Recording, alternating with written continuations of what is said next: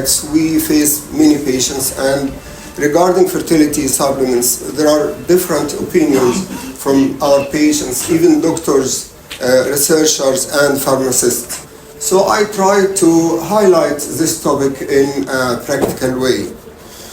So to have a discussion of fertility supplements, I would start by fertility among ages.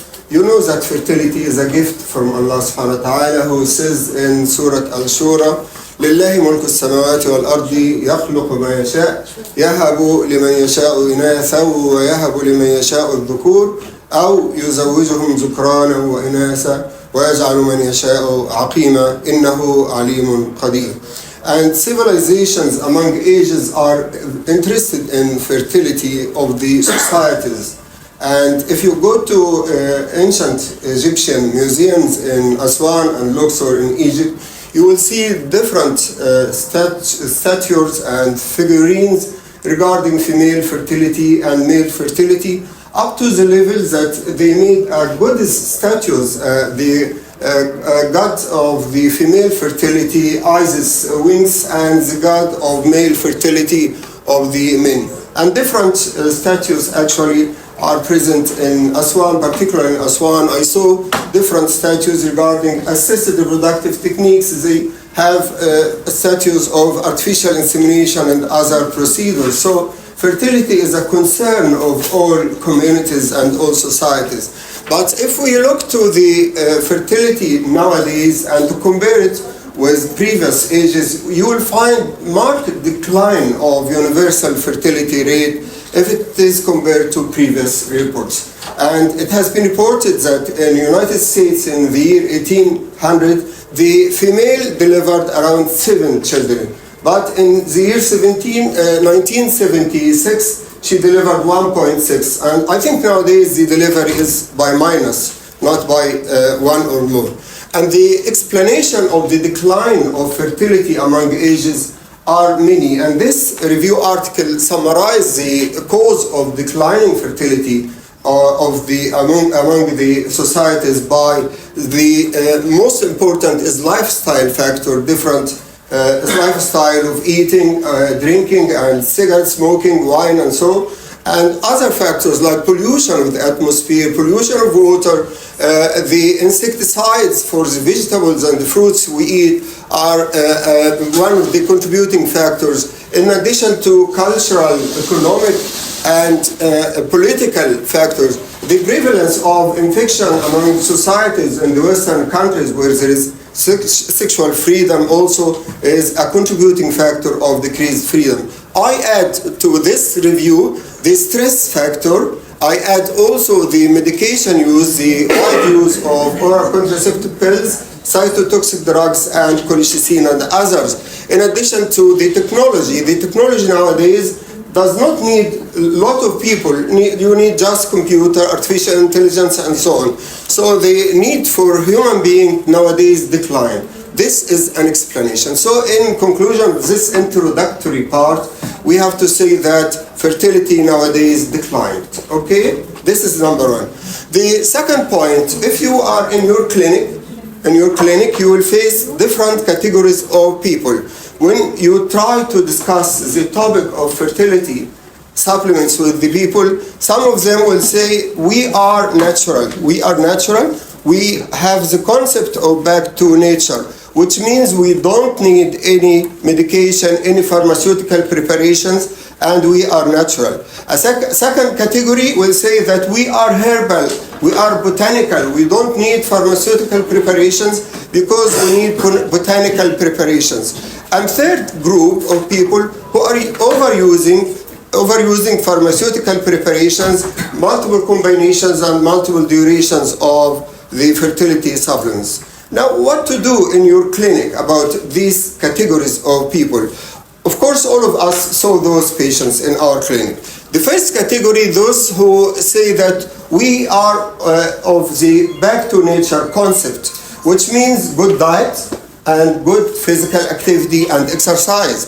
And this is sufficient to preserve our fertility. And you have to know that most of the required antioxidants come in the good nutrition and with physical activity and exercise. So why to take fertility supplements? This is their argument against you. And they know that, and we know that lifestyle factor, including diet and exercise, is one of the most positively influencing factor of fertility. So this is the argument. And they say that we know that the ideal diet for fertility is called pro-fertility diet, which is rich in polyunsaturated fatty acids, monounsaturated fatty acids, and low in saturated fatty acids, trans fats, and hydrogenated oil. Also, we don't eat fat because fat has deleterious effect on the sperms and on the oocytes. And they say that our diet is balanced and we have micronutrients and macronutrients which are essential for fertility. Why to take medicine? And one of the best diets used in this group of people is the Mediterranean diet, which is full of vegetables, full of fruits, cheese, yogurt, poultry, and fish. And it is low in red meat and fat to avoid saturated fatty acids. And they say that we observe the omega-3, omega-6 balance, which means that the omega-3 in our diet is similar to omega-6, the ratio is 1:1. But we don't eat the Western diet where the omega-3 is 1 and omega-6 is 17, which is unhealthy to our sperms and oocytes. This is their arguments. By this way, they think that this will achieve good oocyte maturation, blastocyst formation, implantation rate, live birth rate, and pregnancy rate. Also, the male says that I follow this pro-fertility diet and I have good physical activity, so the sperm quality would be better. But against this group of patients, you have to say that you are concerned by lifestyle factor of the decline of fertility. What about other factors? What about air pollution, water pollution, agriculture, insecticides, stress, and other factors? So you are focusing on one factor of fertility and neglected other factors. The second point against this group that there is with time, there is ovarian aging and testicular aging. The testicular size decreases by the age of 30, and hormonal profile of the male as well as female decline with time, of course. And we have to tell the female partner that her fertility is restricted because she is born by a definite number of oocytes, which are around 400,000 oocytes. And every month she has a cohort of 1,000 oocytes that will go from her ovaries, regardless she is ovulated or not, regardless using contraception or not, regardless she is using induction ovulation or not. 1,000 oocytes will be lost from her body. So with time, her fertility will decline. But the male is born without sperms, you know this, and he forms sperms with time. That's why the fertility of the male is a little bit more than that of female. And the decline of fertility starts by the age of 50s. And the third point against this group of back to nature, that they neglect some genetic abnormalities in the population. They may have some genetic some genetic causes that may contribute to decreased fertility.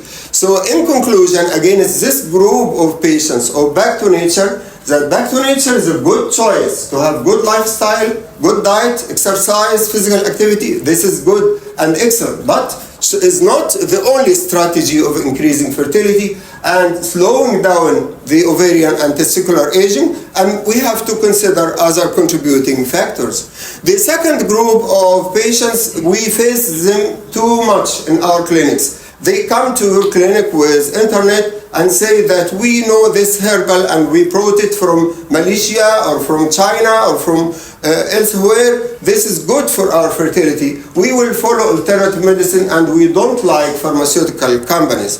And this is called alternative medicine group. And this alternative medicine group is good because in the United States, for example, around 57% of population using herbal, 8% using herbal supplements, and around 57% using herbal and other supplements. And the ladies in the clinics, 2/3 of the ladies come with a history of herbal medicine, and half of them currently use herbal medicine. So it is a good amount of the community. We don't have to ignore the herbal medicine in our practice, because the patients are stick to the herbal medicine. And here the female will show you some of herbal products she is using, like Vitex cactus, angelica, marjoram, and they use them fresh or dried like tea and others. They would improve their fertility, improve their hormonal profile, and some of polyphenols like curcumin or cinnamon, ginger. All of them are good for hormonal improvement, for folliculogenesis, and they are of peculiar importance in polycystic ovarian syndrome, as mentioned in many publications.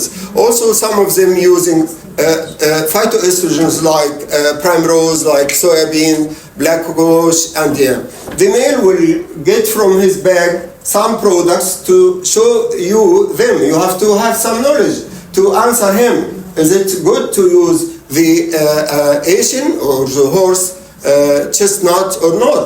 Ginkgo, which is important to increase nitric oxide and improve blood flow to the testes and to the ovary as well, and it is very variable by in increasing the blood flow to the brain. That's why many research on being an antidepressant, even anti-Alzheimer in some studies. And Korean red ginseng is well known also by male, and ashwagandha as well.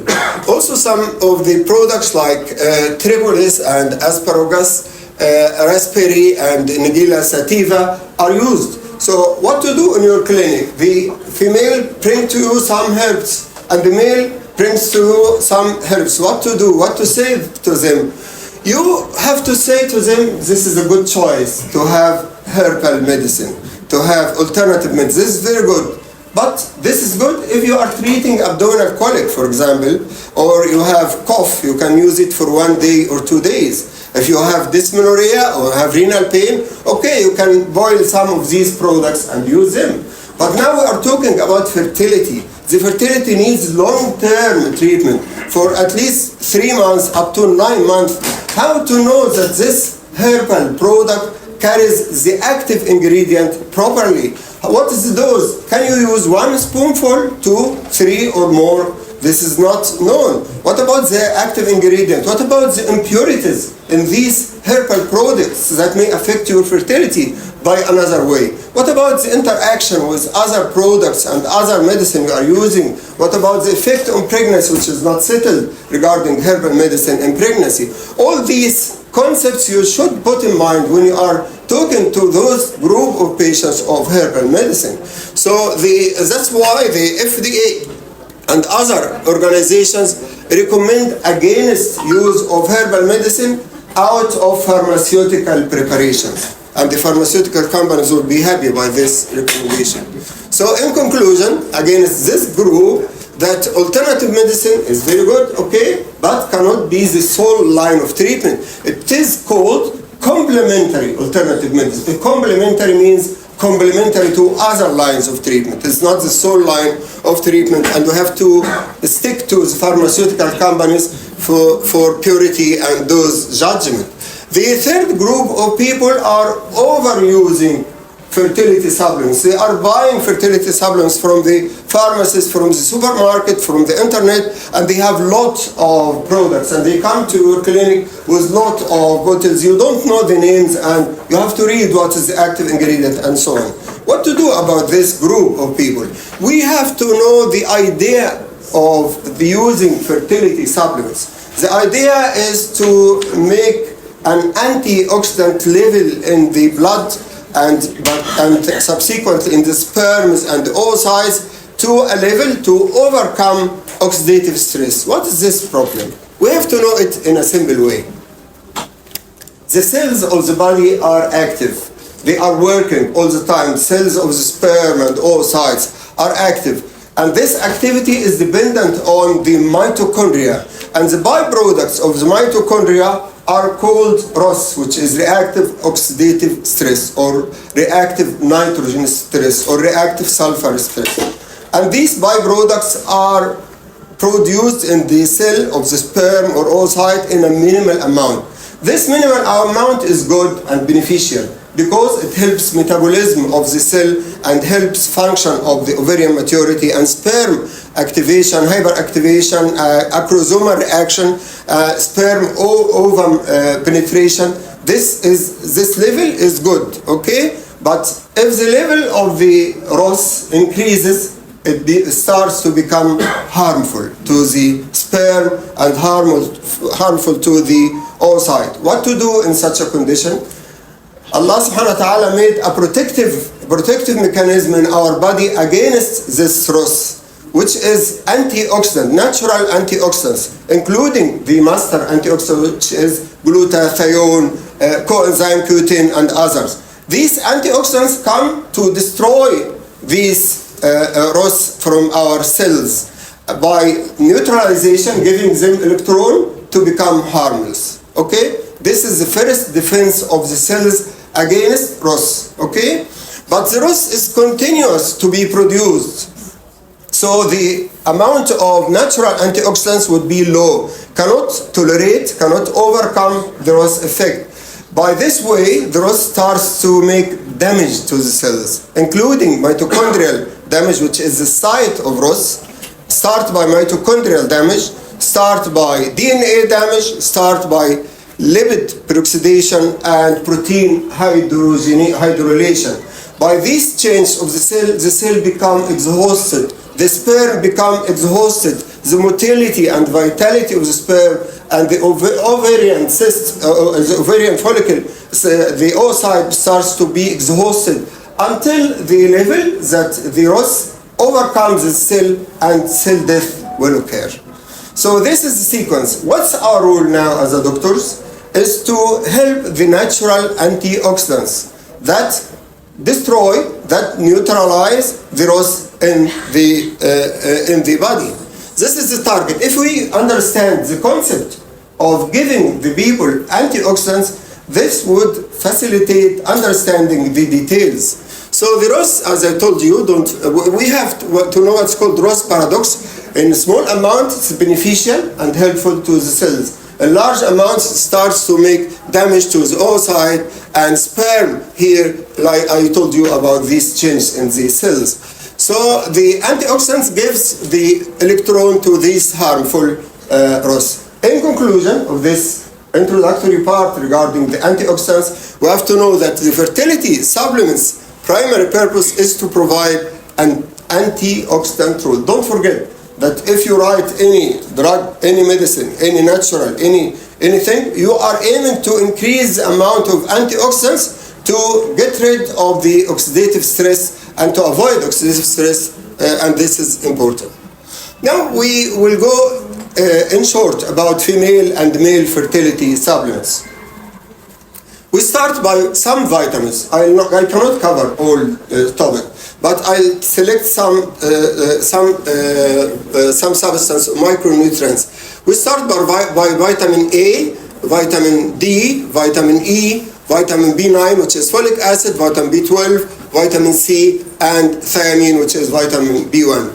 And you know that vitamin A comes from animal source and plant source, which are retinoids and carotenoids, including beta-carotene, and they are changed to active form. What's the value of giving a patient of infertility vitamin A? This is a short question, and the short answer is meiosis. It helps meiosis of the cell. So it is good for the egg to be fertilized and good for sperm to be fertilizing the egg. This is the message from using vitamin A. So vitamin A is important to supply the head by stimulating meiosis, and the cell can start to penetrate the oocyte regarding sperm. So it's good for morphology and for viability at the same time. Okay, we can write folic acid, which is a simple and cheap drug, but very important drug. Don't forget folic acid all the time. Folic acid is important for changing the harmful and toxic homocysteine, which is non-essential amino acid, to an essential, valuable amino acid which is methionine, okay? And this cycle, or which is called methionine cycle, needs 2 enzymes and 2 vitamins. 2 enzymes are methionine synthase and methylene tetrahydrofolate reductase enzyme, and 2 vitamins which are vitamin B9, which is folic acid, and vitamin B12. If we understand the role of the folic acid is to form or to help formation of methionine, which gives methyl group. What's the value of this methyl group? DNA synthesis, RNA synthesis. So folic acid is important for DNA and RNA synthesis in the cells. In the sperm, it is good for the nucleus to improve the state and repair of DNA damage. So it is good for DNA fragmentation, good for morphology of the sperms as well as ovary. This use of folic acid is away from the use in pregnancy, is another talk, okay? Now we go to vitamin B12. It is complementary to vitamin B9, which is folic acid, in the methylation of homocysteine to methionine. So vitamin B12 is valuable for DNA improvement of morphology of the sperms. Okay? Now we go to vitamin C. You know, vitamin C is one of the good antioxidants. Here in this simple figure, you can see the part of an apple put in vitamin C, or orange or lemon juice. It is not oxidized. If it is exposed to the air, it is oxidized. So it is anti-oxidation, antioxidant. As I told you, our target always is to give the patient good antioxidant amount to overcome the loss in their cells, whether oocyte or whether the sperms. And of course, vitamin C is important for healing. And this is that's the explanation of vitamin C increase at the time of ovulation. It makes healing after rupture of the oocyte from the ovary to avoid hemorrhage and to avoid damage of the ovarian tissue. So it's good for healing, and also for sperm. Vitamin C is good for DNA, for avoiding DNA damage and good concentration of the sperm and vitality or viability. In this excellent figure on the sperm, you can see that most of the companies use combination of vitamin A, C, E. Many products end by A, C, E. I told you A for meiosis of the nucleus of the sperm. C is good for sperm, increase sperm concentration by healing. And E, which is important also for the for the nucleus and DNA. So why they use this combination? Because they are focused on the head of the sperm. But if you give a patient combination of A, C, E alone, this is not a good treatment, because you have to give a treatment for the tail and the mitochondria of the sperm. So all of the companies make ACE plus either zinc or selenium, because zinc and selenium are good for motility. So they give combinations. The pharmaceutical combinations are not haphazard, are aiming to improve the parts of the sperm that may be damaged or affected by the rust. So here vitamin E, anti-inflammatory, antioxidant, good for endometrium, oocyte, may prevent or minimize the risk of preeclampsia, miscarriage, low birth weight, with poor evidence actually. And as I told you, in the sperm, it is good for DNA and avoidance of DNA damage or fragmentation. Many studies use combination of vitamin C and E. I told you A, C, E are important for the head of the sperm. And now just 1 or 2 slides on vitamin D. Vitamin D is lipid soluble, of course, and it is important for anti-inflammatory, antioxidant, as I told you before, immunomodulator. For female is good for implantation and good for polycystic ovarian disease patients by increasing sex hormone binding globulin, which binds to androgen to minimize hyperandrogenemia. For male, it protects the whole sperm, and it's good for acrosomal reaction to help sperm oocyte penetration, with poor evidence. If we talk about some pigments which are essential, we will talk only on 2 pigments. The most important and most valuable is coenzyme Q10, which is a pigment found in many natural products, as you can see, and it's important for the mitochondria itself. So for sperm, it will affect the mitochondria. For the oocyte, it's good for the energy of the oocyte. And you know that ovarian aging means that the ovary starts to be old. The functions of oocytes will be delayed. So this is the cause of ovarian aging. So patients with ovarian aging or decreased ovarian reserve or old age patients more than 35, they are in bad need of coenzyme Q10 to enhance the mitochondrial production of energy to make the cell functioning and to prolong the age. We cannot end the age of any body or any cell, but slowing down the aging process. This is the target. Also for male, it is good for motility because it affects the mitochondria. The second pigment is lycopene. Lycopene is found in many products with pink, red, or yellow color, which are vegetables or fruits, and it's important for antioxidant and for DNA functioning. So it's important for the head of the sperm by prevention of lipid peroxidation and DNA damage, which are two of the four effects of the ROS on the sperms. Now we talk shortly on amino acids. If you look to this figure, you will understand most of the fertility supplements in the market. We have essential amino acids. The most important antioxidant is methionine, L-methionine. This is the most important one of this group. But from methionine and lysine, which are two essential amino acids, come L-carnitine.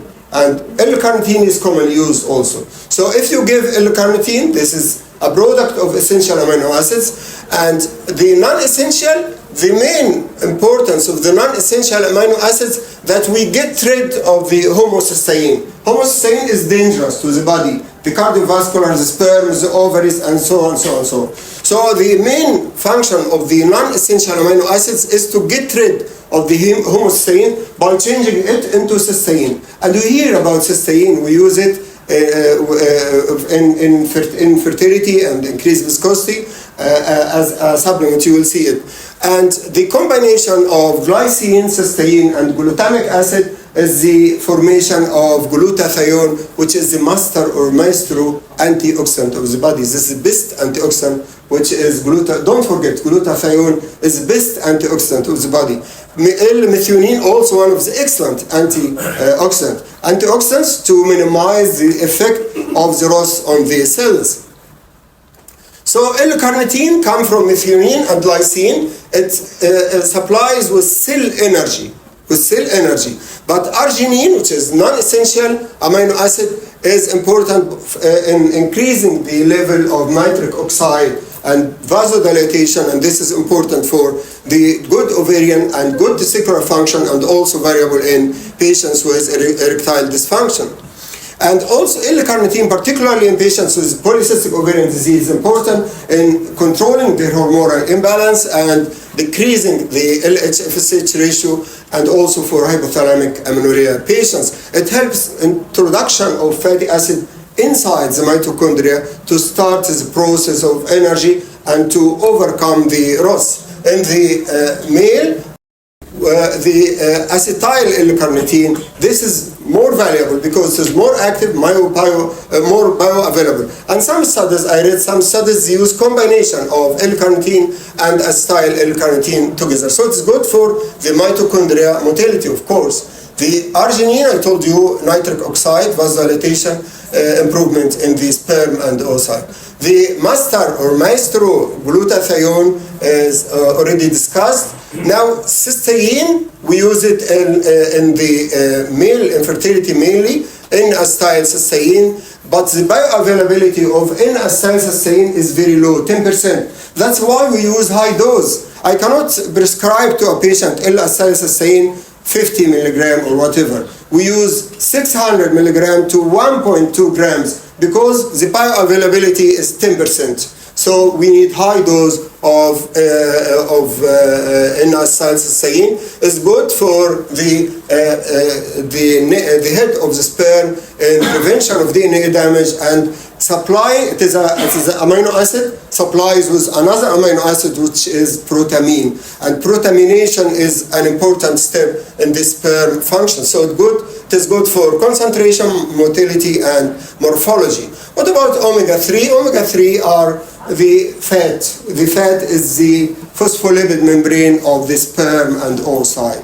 So it seems logic that when you give omega-3 to an infertile female, it's antioxidant, anti-inflammatory, immunomodulator, and improves the hormonal imbalance and helps the phospholipid membrane of the sperm and oocyte. Last point is some minerals. We have to discuss two important minerals, particularly in male infertility: zinc and selenium.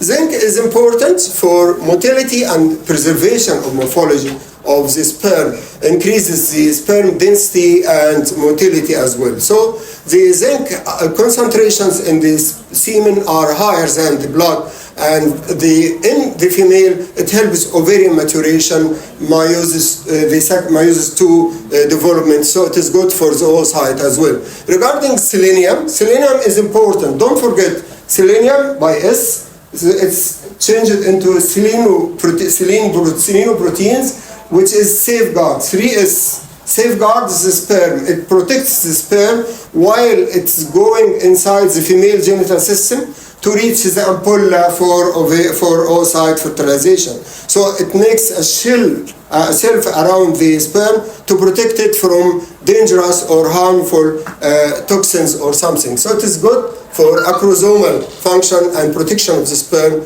good for motility, morphology, and vitality as well. Also in females is good for ovulation. Some studies recommended it for PCOS patients by decreasing apoptosis and increasing cell proliferation.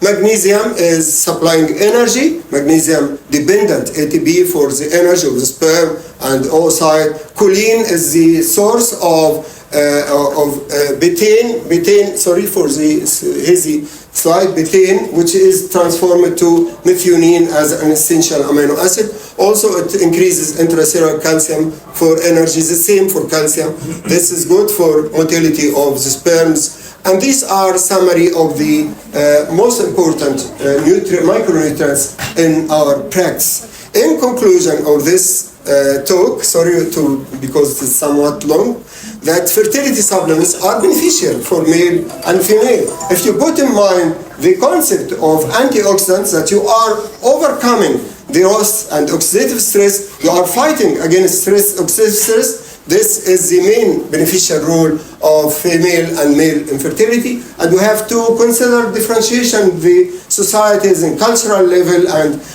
not all people would be equal. We have different groups of people, but we have to deal with all groups, and selection of the best antioxidant is dependent on the age, about the semen analysis, about the investigations, about lifestyle, and polycystic ovarian. From the publications, I summarize to you what are the fertility supplements beneficial to PCOS patients. This is away from metformin, away from induction ovulation or COCs. This is natural or beneficial fertility supplements.